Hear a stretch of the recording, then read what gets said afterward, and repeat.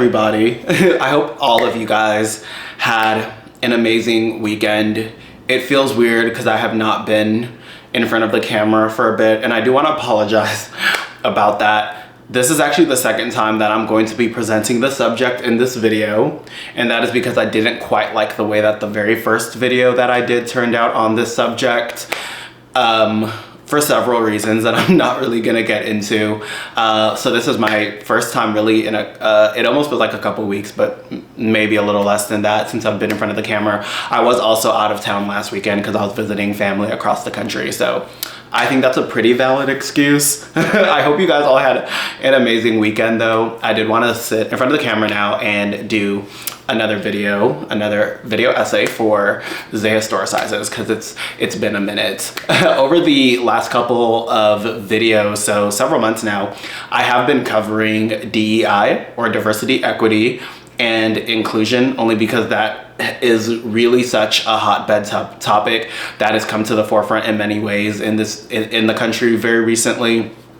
But in the last video I did, I specifically historicized the importance of the Department of Education in the United States.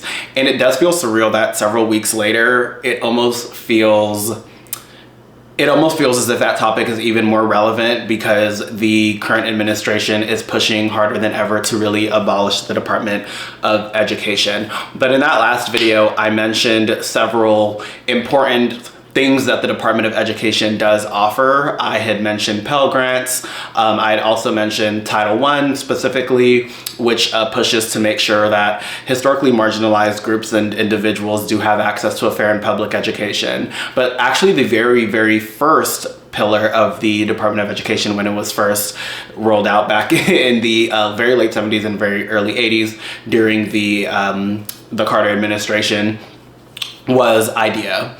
And IDEA, which actually stands for Individuals with Disabilities Education Act, which was passed initially in 1975 as the Education for All Handicapped Children Act under the Gerald Ford administration, is a pillar of the Department of Education. That is one of the initiatives that the Department of Education has historically and still till today pushes for. And what that really establishes is just to make sure that individuals who are differently abled and who have disabilities, whether they be physical or more mental disabilities, do have access to a fair and adequate public education in the United States of America. So I had just mentioned it in that video. Of course, in that video, I was more so historicizing the more racial aspects of the Department of Education and, you know, the battle with schools in the South and that sort of thing. But I did want to circle back around to really talk about the importance of the Department of Education in the way that IDEA has been a huge initiative for the Department of Education. So as I mentioned earlier, IDEA is the Individuals with Disabilities Education Act, passed first in 1975. So I'm gonna go ahead and read the 6 pillars of IDEA. So 1, under IDEA, it requires an IEP or individualized education program for children with disabilities. 2, a free and appropriate public education or FAPE. Least restrictive environment for the students who qualify, appropriate evaluation for qualification, of course, parent and teacher evaluation, and procedural safeguards. So those are the 6 main pillars for IDEA, or the Individuals with Disabilities Education Act, as it was first passed in 1975. It has been ratified and updated since then. As I said, it was initially passed actually as the Education for All Handicapped Children Act back in the 1970s. But yeah, this video is just going to be me really historicizing IDEA, why IDEA came into being, the political and social factors that pushed for the passage of IDEA in the mid-1970s, the court cases that pushed for the passage of IDEA in 1975, and of course just just at the end of the day, just its importance, why we need it, why it's necessary. And this video was also a way for me to not just historicize, but also look at the way that marginalized individuals, individuals who are differently abled, as I'm going to refer to them many times in this video, have been treated in the public school system historically in this country. I was thinking earlier before, just several weeks ago actually, before I even made this video, sometimes I think a lot of us approach history only thinking of able-bodied individuals. And it's something that really struck me during my research for this video. I was thinking about the way that I think of enslaved individuals in history, for instance, and we tend to view these individuals as always being able-bodied people. We never really think of people who are differently abled. I was thinking about the life of an enslaved individual who could have been deaf, somebody who could have been blind, the life of an enslaved individual who may have had aspects of cerebral palsy, for instance. These are all things that would have also inflicted individuals who were enslaved. And we can really just generalize this through the grand scheme of history. Oftentimes we are thinking of able-bodied individuals in history, and we don't actually give enough of thought sometimes. And I guess this comes from obviously the privilege of myself being an able-bodied person, but we don't actually really give a lot of thought into individuals who are differently abled and how they navigated a lot of the historical eras that we look to. So this was also an example for me to really look into that. So yeah, this video is just going to be me historicizing IDEA, again, how that came about, and really the importance of IDEA in the school system, the relevance in the past, and its relevance today.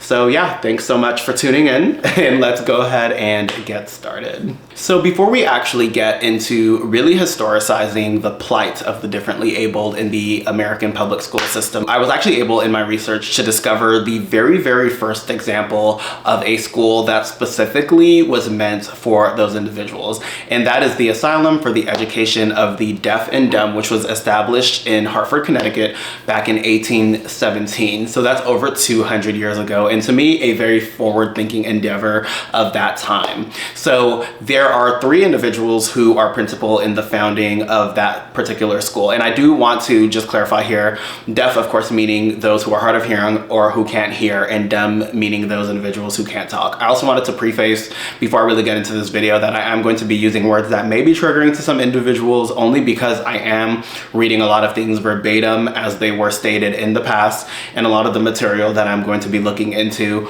does, these are things that were from the 1960s, 70s, and even before that. However, to get into the Asylum for the Education of the Deaf and Dumb in the United States, the 3 individuals who are principal in that are Laurent Clerc, who is he is actually from Paris, and he was an individual who taught at the Royal Institute for the Deaf in Paris.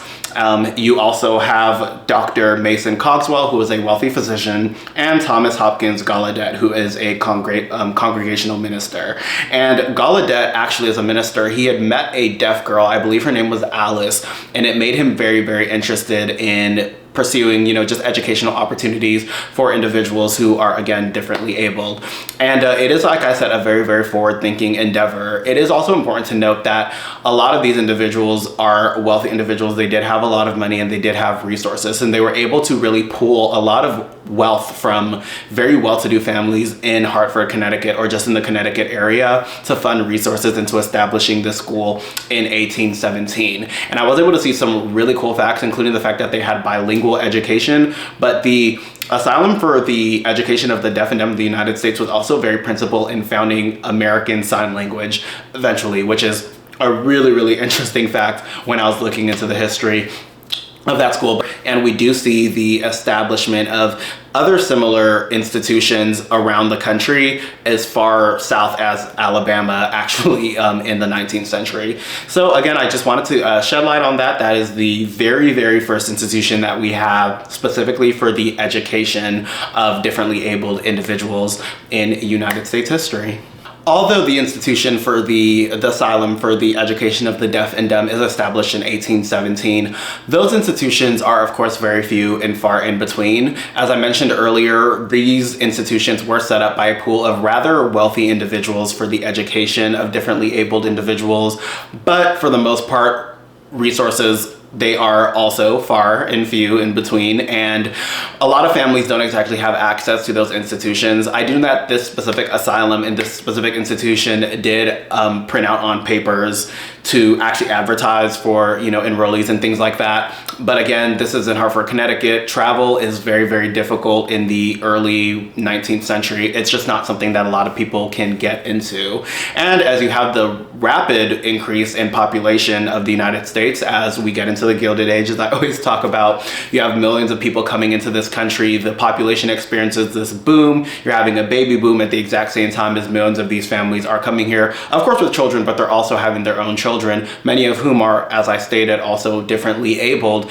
It isn't that realistic that they are going to have access to those institutions and things like that. Oftentimes, these individuals are going to still meet marginalization in their societies, in their communities, and definitely when it comes to access to education. And I did want to read in a quote here that I felt was really, really important, because it most definitely sheds light on the more so grim realities of what it would have been to be a differently abled child before IDEA, and how that would have impacted your access to education. So in 1970, before the enactment of the federal protections in IDEA, schools in America educated only 1 in 5 students with disabilities. More than 1 million students were excluded from public schools, and another 3.5 million did not receive appropriate services. Many states had laws excluding certain students, including those who were blind, deaf, or labeled emotionally disturbed or mentally retarded. Almost 200,000 school-age children with mental retardation or emotional disabilities were institutionalized. The likelihood of exclusion was greater for children with disabilities living in low-income ethnic and racial minority or rural communities. So again, the endeavor behind the asylum is obviously a very noble one, but again, it is not something that a lot of people have access to. And it just makes a lot of sense that before the protections, the federal protections established under IDEA were really passed in the mid-1970s, and the United States really started looking into educating differently abled children, it just wasn't something that was, a lot of children who were differently abled before that did not have access to a good and quality public education. And again, a lot of these students were housed and educated in separate facilities and things like that. There was most definitely that exclusion. And I do want to mention one thing, that in the early 20th century in the United States, polio was a huge issue. And polio is a disease that is, one, it does attack the nervous system of the individual. So a lot of people who did survive polio they had physical impairments that were going to follow them for the rest of their lives. That's just the reality there. But polio was also a very, very highly contagious disease. And before polio, you really have the vaccine, and polio doesn't really become this regular part of life for Americans anymore. There is still that stigma that children who are physically disabled, not just mentally, but also physically disabled, that comes out of them suffering polio. So these children are obviously quarantined, but there is that push that actually makes a lot of sense in society to exclude these children from normal children. So because of that, you do have these institutions that are set up to house them separately. But of course, those institutions are not going to be providing them a very adequate education compared to their more able-bodied students. So again, just looking at those statistics, like I said, millions and millions of children who were differently abled absolutely did not have access to a fair and adequate education before the protections of IDEA in the United States. I also wanted to mention that state law most definitely also pushed for a lot of this exclusion, and we are going to be getting more into that when I actually cover a lot of the cases that did lead specifically into the passing of IDEA in 1975. But whenever you do have these descriptions of students as emotionally disturbed or mentally retarded, a lot of that also comes down to just individual perspective and the way the individuals who really ran a lot of these school boards. A lot of these definitions are very subjective at the end of the day. These are not objectivities. So when you really look at that, I also wanted to mention where I did read earlier that a lot of these things specifically targeted, or they disproportionately affected minority students and low-income students and things like that. A lot of the initiatives that come out of the Department of Education and IDEA it's almost like very also tied to like Title I, which I mentioned, is specifically looking to make sure that students in historically marginalized communities and more lower income neighborhoods also have access to adequate education. A lot of those are also tied together. When a student is in a lower income community and part of a historically marginalized minority, you have to understand that, it's almost like a double fight that they're having to do there. So when we're thinking of students who are differently abled, and I mentioned the asylum earlier for the education of the deaf and dumb in the United States, a lot of the students who would have been part of that, they would have come out of fairly well-to-do families when you really think of it. So when you are thinking of it's almost as if the idea of like really a double minority and intersectionality, which is something that we always have to, whenever we look at any movement, we have to look at intersectionality as well. So these are things that disproportionately affect lower income students and students who are also racial minorities as well. So that's something that I most definitely wanted to shed light on. So over the course of my research, it's almost like there just weren't that many examples of a lot of the way that these schools were ran, these schools for differently abled students. But I figured that it would really, really be important to throw personal narratives into this story. And the reason I wanted to do that is because it always helps to have that first person perspective of exactly what school looked like for differently abled students back in the days before you had the passage of IDEA in the 1970s. So I went on Quora because of course that's where you go when you just want to propose a question, but also see questions that have been proposed by other people. And I was able to see a question on Quora that stated specifically, how were the special ed kids treated when you were in school? And I wanted to read 3 specific answers that I was able to see here. And one of them is by a Ken Kerr, who said Midwesterner since the 1950s. So back in the 1950s and 60s, there was no special ed. They were made fun of in class, called lazy, slow, retarded, sometimes by your own teacher. Most often you were flunked and held back a year, and that's provided you were even allowed into school. Many times kids with special needs were marginalized and ignored. Families were ashamed of them. Sometimes they were accused of being a punishment from God for some imagined sin. They were kept at home and out of sight, if not actually institutionalized. And the same went for anyone who was on crutches or in a wheelchair. Polio was a thing back then. Once you had it, you were crippled. I saw a few kids with braces and crutches, but not for very long. After that, they were gone. Because you see, our school had long steps leading up to the front doors and many, many stairwells, so they couldn't stay. Roughly speaking, we were ignoring about 15% of our children. This answer by Ken was an amazing answer. I really, really, really love the way, I'm not sure. I really, really love the way that they dive into this answer here. Really, one thing that really strikes me about this as well is really the way that they mention accessibility. Many, many, many stairwells and long steps leading to the front door.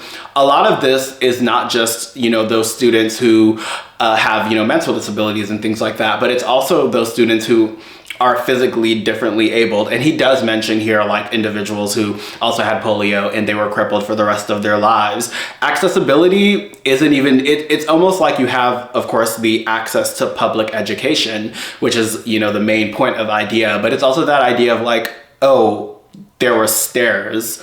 And those are things that, like I said, we don't really think about, but it's like, yeah, like if somebody's on crutches, if somebody's on a wheelchair and you don't have the wheelchair ramp, how are they supposed to get in there in the first place? It's something that it's so easy to overlook. And I didn't even consider that part until I read this answer. But that's something that it's so important because it's not just access to the education, it's literally the ability to physically gain that education.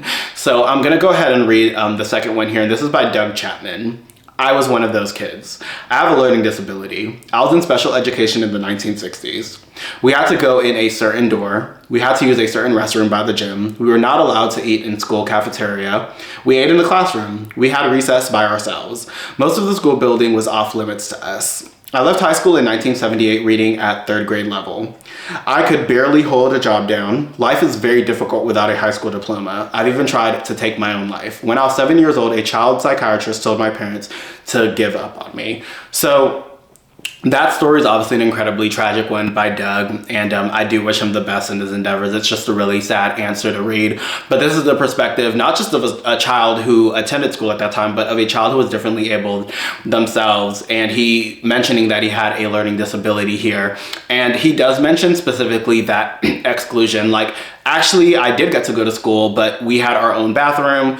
We had a recess at a different time with each other. And then, of course, we even ate lunch separately. So again, first person perspective of what education would have looked like for a differently abled individual who actually did have access to go to school with other able-bodied people, but because of their disability were still excluded. The last answer that I want to read is a really, really important one for several reasons. So I'm going to go ahead and get into this one by Amanda Pligman. So, there were no special ed kids at my school. At least there were no obviously special ed kids. I suspect there were a couple of students that there who did in fact have learning disabilities and or behavioral problems, but had never been diagnosed. Much later I found out why there were no special ed kids at my school. It was because they were denied enrollment. You see, I went to a Church of Christ private school. Any child that didn't completely match the school's desired student profile was simply denied admittance. And if a child somehow slipped in anyway, they would be removed as soon as the error became apparent. Yes, this is a vile practice. I was too young to know it at the time. I just wondered where so-and-so went, only to be shushed and have the subject changed. So, this is a very, very important one because, again, she's giving her perspective here about how it would have been before the protections of IDEA. But I did want to mention the school that she went to.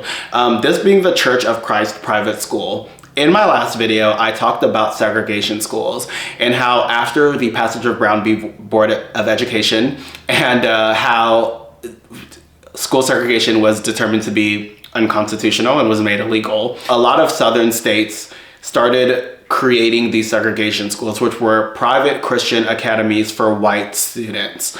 And these are the schools that the Board of Education, oftentimes the people who ran these schools, they also had these schools had a tax-exempt status. I cannot talk. These schools had a tax-exempt status because they were considered Christian organizations. And a big part of the Department of Education, why a lot of Republicans in the 70s and 80s were pushing for the abolishing of the Department of Education, was because of the fact that they wanted these schools to keep their tax-exempt status, but because of the fact that these schools could openly discriminate on individuals. And this particular person going to a Christ, one of those Christian academies, these Christ Academy schools at that time, and seeing that students could be straight up denied enrollment or even removed the moment the error, and I love how she put error in quotes here, was determined about them, is most definitely something that I wanted to shed light on, because oftentimes the backlash and push against the Department of Education comes from the runners of these private Christian academies, and really because of the way that at the end of the day, that department is in many ways hindering on their rights to be openly bigoted and discriminatory towards individuals on the grounds of race, but also, of course, physical disability. So most definitely felt that this was a very, very important answer to the question that I wanted to shed light on. I don't think she mentioned that she was from the South. Oh, here, lives in the American South. Shocker. So, it's really, really not a surprise, but that's definitely something I wanted to point on because it's so important to the story and historicizing the importance of the Department of Education in the United States. There's a quote here that I'm going to read from Senator Hubert Humphrey, and he was a Democrat from Minnesota.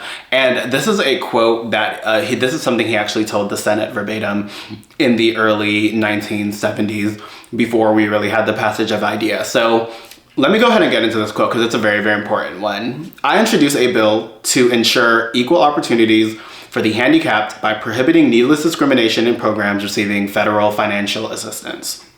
The time has come when we can no longer tolerate the invisibility of the handicapped in America. These people have the right to live, to work, to the best of their ability, to know the dignity to which every human being is entitled. But too often we keep children whom we regard as different or a disturbing influence out of our schools and community activities altogether. Where is the cost effectiveness in co-signing them to terminal care in an institution?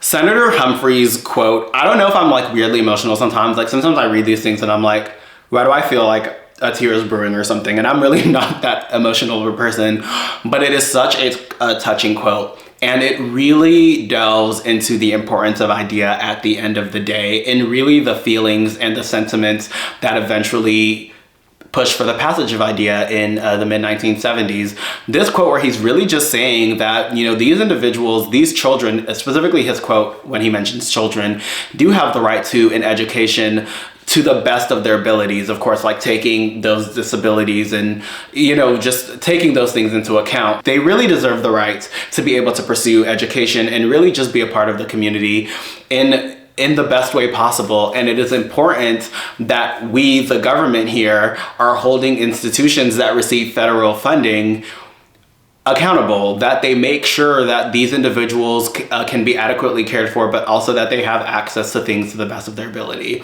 This is a very, very, very important quote, and it really, really touched me. And I wanted to share it for this video because these are the individuals that are really, really going to push eventually for the passage of IDEA. But that was, it was a really, really amazing quote, and it did get me emotional, it did touch me in the feelings. But it most definitely sheds light again on the plight of differently abled individuals historically, and the ideas that go to eventually saying this is not okay, and we are going to make sure that we can account for the full participation of these people in our communities, in our government, and in our educational system.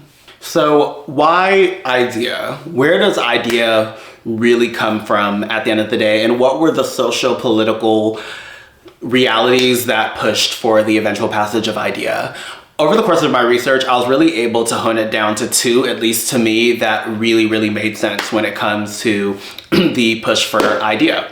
So the very first one being World War II. And I guess you could say World War II feeds into both of these at the end of the day, because World War II, I've always said, is the war that changes everything in this country, the way that we approach so much in this country. A lot of those sentiments come in the post-World War II period. But what World War II really did is, I don't know if this sounds insensitive, but it really did it created the avenue for really pushing for the inclusion of differently abled individuals, because World War II really just created a bunch of differently abled individuals. You have so many servicemen coming after World War II who have been permanently handicapped from participating in this war.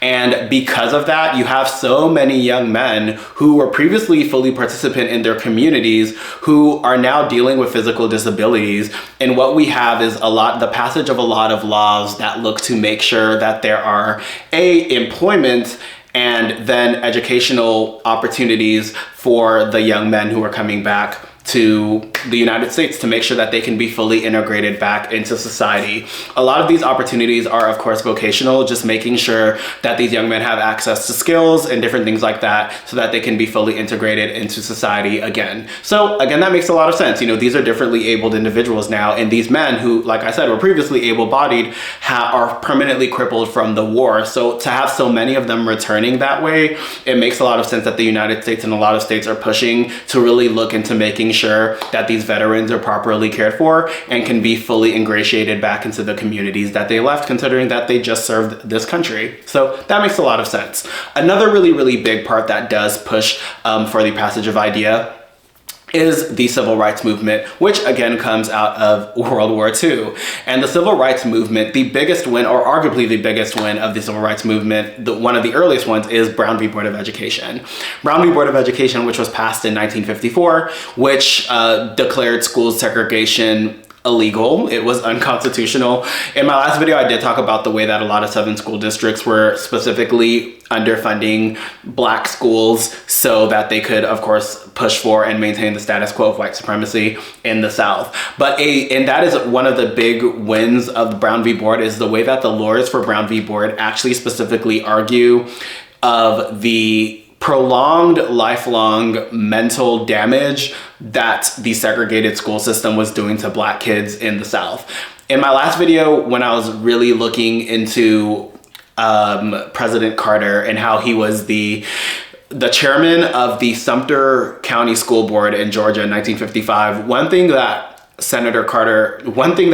former President Carter mentions in his book was that before he became president of the school board, he actually didn't even realize that white kids had buses to take them to school and Black kids only had the option of walking to school. And you really have to understand just the mental trauma that had on Black children to have to walk to school when you do see your white counterparts being bused to school and things like that. So with that sentiment, with the way that I was able to read a lot of those firsthand accounts of what it felt like, how differently abled individuals were excluded from school and adequate public education in the 1950s and 60s, it does make a lot of sense that those same arguments eventually fall into the fight for making sure that differently abled individuals have access to free and adequate public education.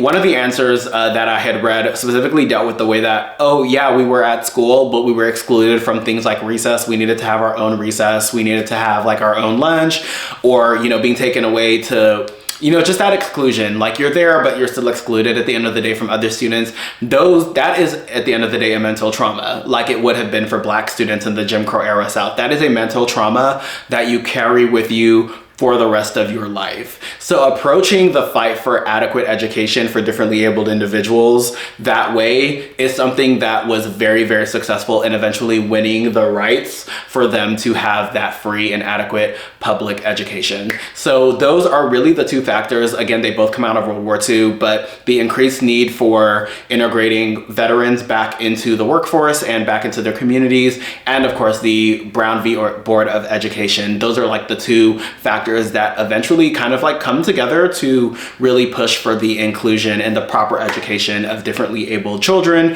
in the United States. With those sentiments, what comes out of those?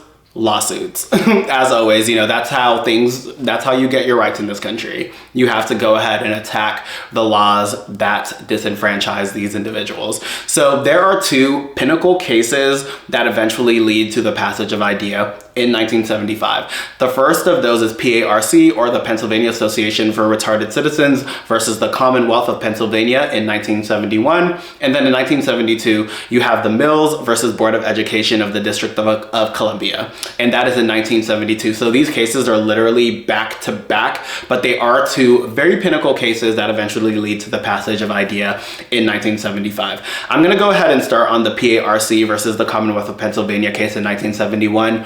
Because that one actually, these two cases actually both shed light on like specific state laws and how those state laws specifically look to marginalize differently abled students and children before of course, the initiatives of IDEA. So getting into the very first one for the PARC versus Commonwealth of Pennsylvania, this specifically challenged a law in Pennsylvania that mandated that schools actually had the right to deny enrollment for students who had not attained a mental age of 5 years by the start of the first grade. So first of all, just putting this into perspective, a kindergartner is 5 and a first grader is 6. So they're essentially saying that if they haven't reached the mental age of a kindergartner by first grade, which is literally the next year, then they can deny enrollment. And that was a law in Pennsylvania. So this law had also been used in the state in multiple occasions to deny free public education to children who had a hard time integrating into the classroom environments of schools. This is another one that I always have to mention delves so much into a lot of subjectivities. These are not objective statements. These are not objective like laws. This is oftentimes up to the teacher and students, as well as the principals, like the school board themselves. So earlier when I mentioned that these things oftentimes disproportionately affect minority and low-income students, this is what I'm referring to when I'm saying that these are subjectivities that are up to the interpretation of individuals who may themselves oftentimes hold a lot of bigotries, which is very, very important. But this was the very, very first right to education suit in the country's history, and it was settled before the U.S. District Court for the Eastern District of Pennsylvania. So this essentially really just helped with the decree in which the state agreed to provide a free public education for children with mental retardation. So that was what the eventual decision was for the PARC versus Commonwealth of Pennsylvania case in 1971. So again, it's these subjectivities, but really it was really just this lawsuit, which was pushed by parents, was a way for them to challenge literal state law that stated that if your child can't ingratiate in the community of the classroom, or if they have not achieved, this mental age by this time, then yeah, we can full-blown not choose to enroll them at all. Like, it's something that we actually have a right to do. So that is the PARC versus Commonwealth of Pennsylvania case in 1971. The next year you have Mills versus the Board of Education in the District of Columbia. And to get into that specific one, this is just saying that children children were denied an education due to being exceptional. So for this particular case, children were denied an education due to being exceptional. So let's get into what exactly exceptional meant. Mentally retarded,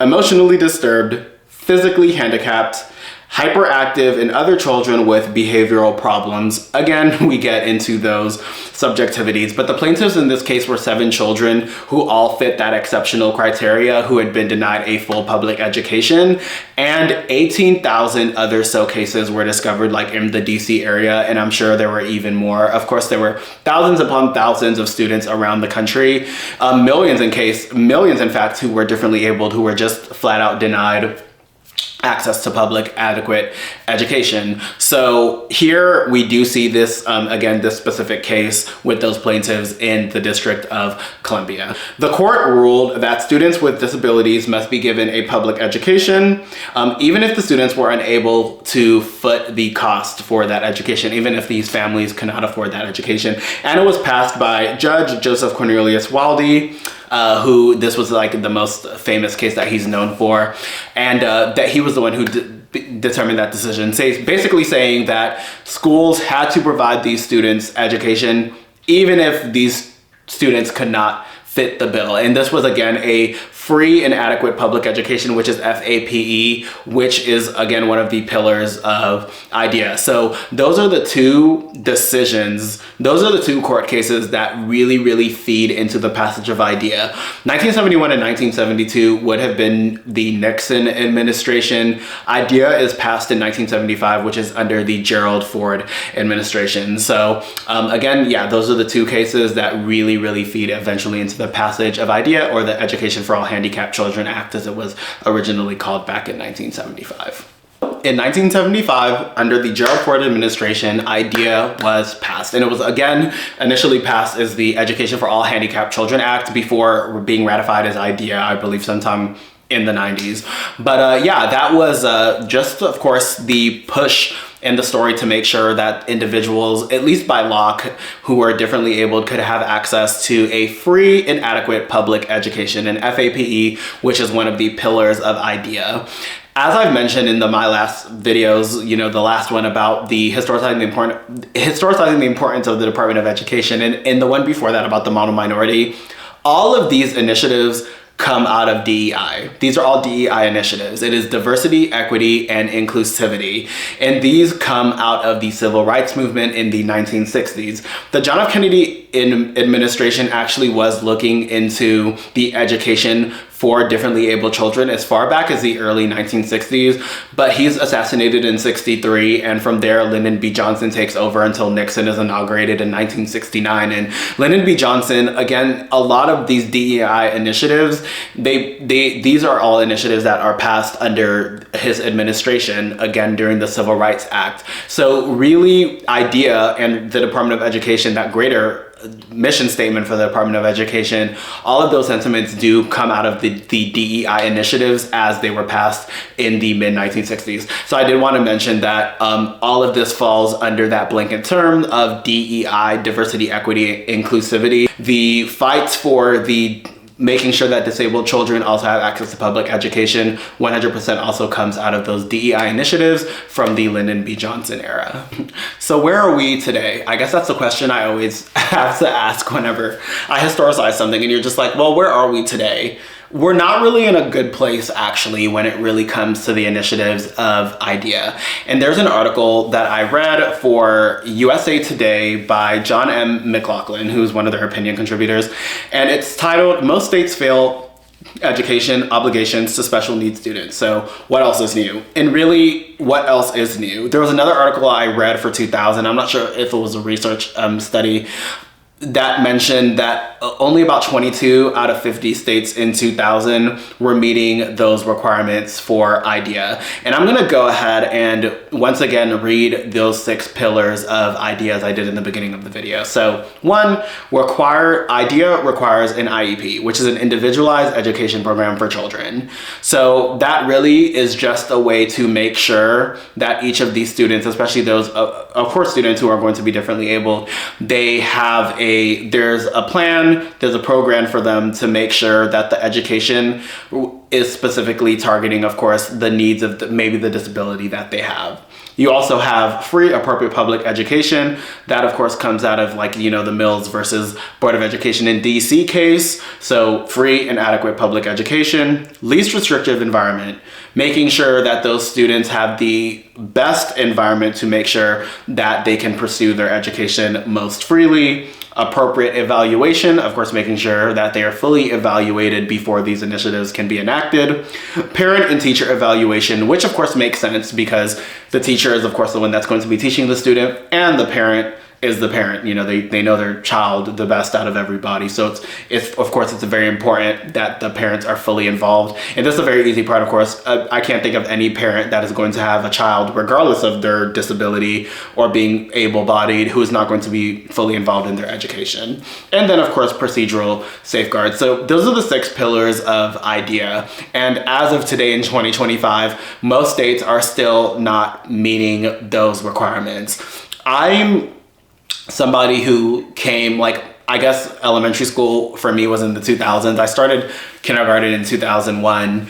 And I remember like special education and things like that. Like we had those students who did have like their separate special education classes and things like that. But from the most part, from what I remember, they were also like included in things like recess and like physical education. But I do know students who may have had like more severe like mental disabilities. They had their own classes and they usually were accompanied by people. So most definitely not like the 1950s and 60s where like there's a flat out exclusion or like, oh, we're gonna like exclude them from recess and things like that. I didn't really see too much of that growing up, but we're also still not at a point here where states are even meeting the requirements for the Department of Education to make sure that differently abled students are well accounted for and have access to the most adequate and fair education. And that's a really, really sad thing, especially now that we are under, again, an administration that is very, very hostile towards the initiatives of the Department of Education, looking, of course, to fully abolish the Department of Education. It is important to note that, again, a lot of the sentiments that are anti-Department of Education do come out of state school boards that view the Department of Education as hindering on their rights to manage things the way that they want to. We saw that in the last video that I did where I talked about how Carter himself had really established the Department of Education to overlook the way that schools were approaching integration and, you know, making sure that students had free and adequate access to education regardless of like things like race and their economic background. And when you are going to be attacking or completely abolishing the Department of Education to throw all of that back into the hands of the states, one has to wonder, do states have the resources, or do states, I'm not going to say resources, do states actually have the wherewithal and the moral code and compass to make sure that they are going to be providing the most adequate education for all of their students, regardless of educational background. I mean, regardless of economic background, regardless of where they live, you know, like certain districts and things like that, but also their disability status. Like, is that going to be something that state school boards are going to actively push for? Oklahoma came under fire recently because of a Senate bill that was recently passed that specifically targeted IEPs, individual education programs for differently abled students. That was able to be thrown out eventually because of how controversial it was. But part of me worries that that is going to be something that is going to be eventually attacked. The initiatives of IDEA, the IEPs, the FAPEs, things that are going to be necessary for educating these differently abled individuals. How are states, when they have the ability to do so without the oversight of the Department of Education, how are they going to approach education for differently abled individuals? That's a very scary thought when we're already seeing that many of them are already falling out of compliance and are not meeting the bare minimum requirements for IDEA. So that's something that I most definitely feel like that's kind of scary. How is that going to look for the future of developmentally disabled and differently abled students going forward? It's so hard doing these videos sometimes because I'm like talking, I'm in a literal train of thought, and then a million other ideas pop into my head and I'm like, did I talk about that? Should I talk about that? Like, that's how I like compartmentalize things. Like, did I talk about that? Should I talk about that? Or I'll let that slide. Like, it's just so difficult to approach it sometimes, but it's always wonderful because I mean, these video essays that give me the option and the ability to constantly challenge myself and read and research and things like that. But considering that I did touch on the Department of Education and have been historicizing the importance of the Department of Education in the American education system, I thought it was just really important to kind of most definitely shed light on the department's push and initiative to make sure that differently abled individuals can also be included and also have access to FAPs, a free and adequate public education in this country. I think that's very, very important. When you're excluding and marginalizing any community or any group of individuals from your society, you are actively harming every single person in the long run. But yeah, I just wanted to talk about that today as a redo for my video from several weeks ago that nobody will ever see. But I just, again, I wanted to just shed light on that. As always though, just thank you guys so much for watching. Thank you guys for everyone who always likes and things like that. It always helps. I hope you had an amazing weekend, but I hope you guys have an amazing and blessed week. Thank you so much.